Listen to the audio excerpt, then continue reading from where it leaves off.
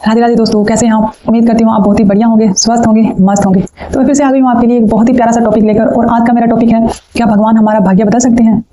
अगर बदल सकते हैं तो कैसे? अगर नहीं बदल सकते तो क्यों नहीं बदल सकते? इन्हीं कुछ सवालों के जवाब आज आपको ये वीडियो देखने पर मिलेंगे। तो वीडियो की शुरुआत करने से पहले हमेशा की तरह मैं तहे दिल से धन्यवाद करती हूँ आप सभी का मेरी वीडियोस पर आने के लिए, वीडियोस को लाइक करने के लिए, शेयर करने के लिए और चैनल को सब्सक्राइब करने के लिए। Thank you so much. तो चलिए अब मैं आपको बताती हूँ कि भगवान हमारा भाग्य बदल सकते हैं या नहीं। तो इससे पहले आपको मैं एक कहानी सुनाती हूँ, उसके बाद मैं आपको अच्छे से बताऊंगी। कहानी से आप बहुत अच्छे से रिलेट भी कर पाओगे कि क्या सच में भाग्य बदल सकते हैं और किस हद तक।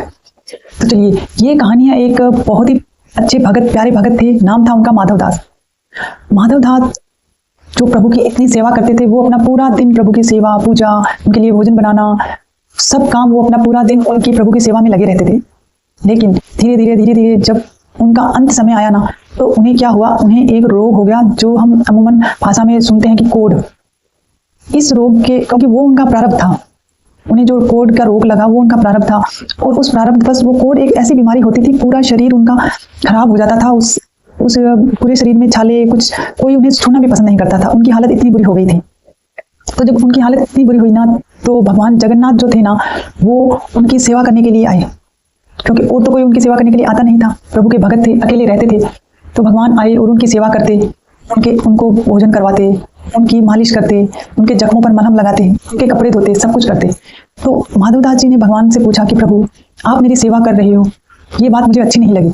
तब प्रभु ने कहा कि माधवदास, तू भी तो, जब से तुझे समझ पड़ी, जब से तू भी तो मेरी हमेशा से पूजा करता आ रहा है, मेरी सेवा करता आ रहा है, मेरे लिए भोजन बनाना, सारे काम मेरे तू ही तो करता है।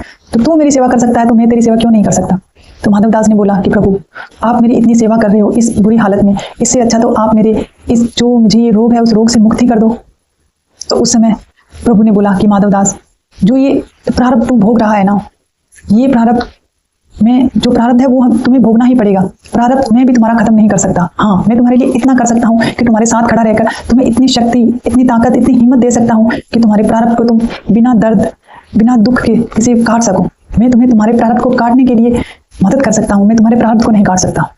तब माधवदास के पूछने पर प्रभु ने बोला कि माधवदास, तुम्हारी 15 दिनों की ही आयु शेष बची है। ये जो तुम कष्ट भोग रहे हो, ये तुम्हें भोगने के लिए सिर्फ 15 दिन रहे हैं तुम्हारे। और मैं तुमसे कहता हूँ कि तुम अब, तब प्रभु ने बोला कि तुम ऐसा करो, तुम अब वैकुंठ धाम चलो, इस तुम्हारे 15 दिन के प्रारब्ध को मैं निपटा कर आता हूँ। तो प्रभु ने माधवदास जी को तो वैकुंठ धाम भेज दिया। और 15 दिन प्रभु ने वहां रहकर माधवदास की जगह माधवदास बनकर 15 दिन का वो कोढ़ का जो उसे जो प्रारब्ध भोगना था ना, वो प्रभु ने भोगा।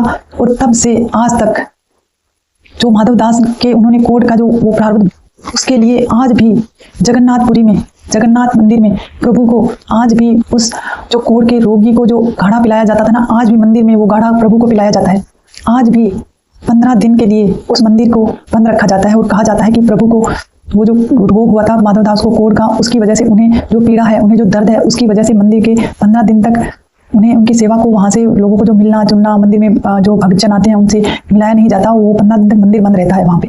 तो ये जो है, इसके बारे में आप YouTube पर सर्च करके जान भी सकते हैं कि 15 दिन भगवान ने खुद, और ये कोई मनगढ़ंत कहानी नहीं है, ये इसी कलयुग की घटना है, बहुत ज्यादा पुरानी नहीं है।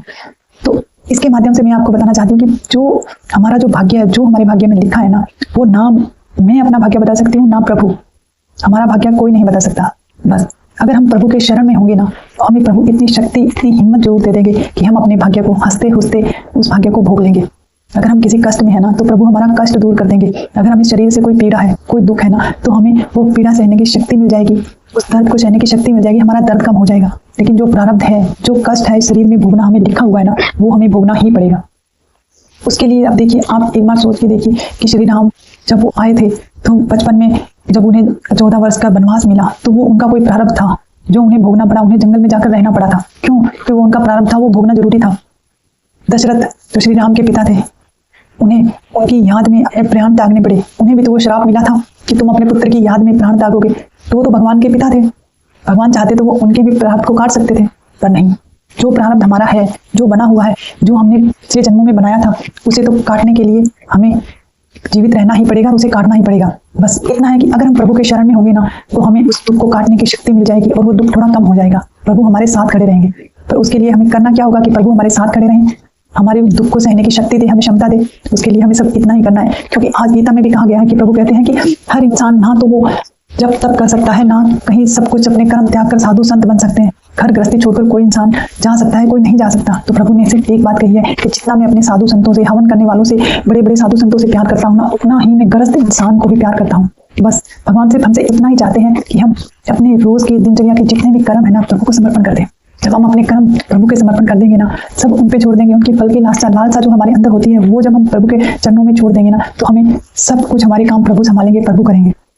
तो इसीलिए अगर हम प्रभु के शरण में चले जाएंगे ना, तो हमारे कर्म जो हम कर रहे हैं, हम कर्म बंधन में नहीं बंधेंगे। और जब हम कर्म बंधन में नहीं बंधेंगे तो हमारे कर्म प्रभु को समर्पण होंगे, तो हमें प्रभु हमारे जीवन रूपी इस नैया की नाव की भागदौड़ खुद संभालेंगे। जब वो खुद संभालेंगे तो हमारे दर्द दुख सब हमें सहने की शक्ति, और हमारे जो हमें उस समय जो हमारे अंदर जो भाव होंगे ना, वो प्रभु ही सब संभालेंगे। उसके लिए हमें करना कुछ नहीं है, हमें सिर्फ अपने दिनचर्या के जितने भी हम कोई भी कर्म करते हैं, हमें सिर्फ अपने कर्मों को प्रभु के समर्पण करना है, और हमें करना कुछ नहीं है। बस नाम जप कीजिए और अपने हर कर्म को प्रभु के समर्पित कर दीजिए। प्रभु हमारी एक आवाज के लिए तैयार बैठे हैं, हमारा साथ देने के लिए तैयार बैठे हैं। तो भी इस कहानी के माध्यम से मैं आपको यही समझाना चाहती थी कि प्रभु हमारे कर्म, हमारे प्रारब्ध को काट नहीं सकते, क्योंकि प्रभु भी अगर धरती पर आए हैं ना, तो इस धरती पर आने के बाद उन्होंने भी जो उनके प्रारब्ध थे ना, उनके अकॉर्डिंग उन्हें ही वो प्रारब्ध भोग कर ही धरती से गए हैं।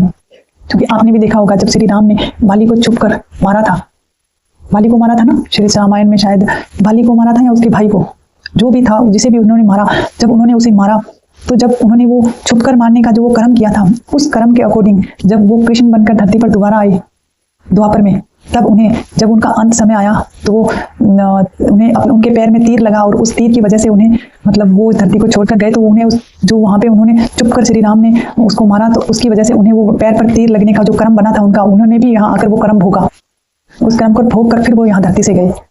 तो इस धरती पर आने के बाद में हमें इस प्रकृति के जो नियम है, जो हमारे कर्म है, उसके अकॉर्डिंग ही हमें जीवन मिला है, हमारे कर्मों के अकॉर्डिंग, हमारे प्रारब्ध के अकॉर्डिंग।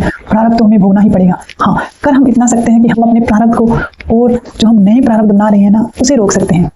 उसे रोकने के लिए हमें जो हमारे साथ हो रहा है, चाहे हमारे साथ बुरा हो रहा हो, अच्छा हो रहा हो तो बहुत अच्छी बात है, अच्छे में ज़्यादा खुश मत होइएगा और बुराई में ज़्यादा दुखी मत होइएगा। जब बुरा महसूस हो रहा हो, कुछ नेगेटिव हो रहे हो, तो ज़्यादा दुखी मत होइए, क्योंकि वो आपका प्रारब्ध है। बस आपको करना इतना है कि आपके हर कर्म के लिए आपको सचेत रहना होगा।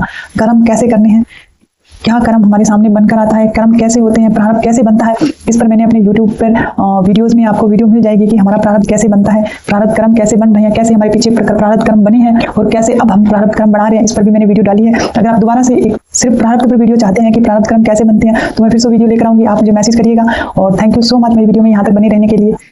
धन्यवाद।